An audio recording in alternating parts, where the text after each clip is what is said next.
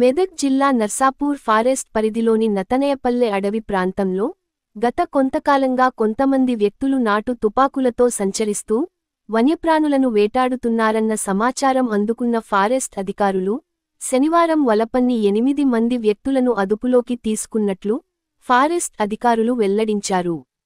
Narsapur FRO Arvind తెలిపిన వివరాల ప్రకారం నతనయపల్లె చుట్టుపక్కల గ్రామాల్లోని 8 మంది వ్యక్తులు శనివారం అడవిలోకి ప్రవేశించి నాటు తుపాకులు ధరించి వన్యప్రాణులను వేటాడేందుకు వెళుతున్న క్రమంలో తమ సిబ్బందితో కలిసి వారిని రెడ్ హ్యాండెడ్గా పట్టుకున్నట్లు పేర్కొన్నారు.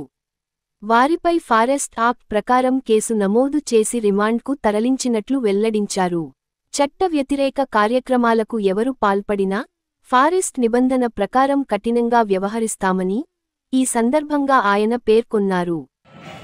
నత్నాయపల్లి శివారు అటవీ ప్రాంతంలో వన్యప్రాణుల వేటకై నాటు తుపాకీలతో వచ్చినటువంటి బొంతపల్లి, షేర్ఖాన్పల్లి మరియు నత్నాయపల్లికి సంబంధించిన 8 మంది వ్యక్తుల మీద wild life protection act, TS forest act ప్రకారంగా కేసు నమోదు చేయడం జరిగింది. వాళ్ళని జేఎఫ్ఎంసి నర్సాపూర్ కోర్టు నందు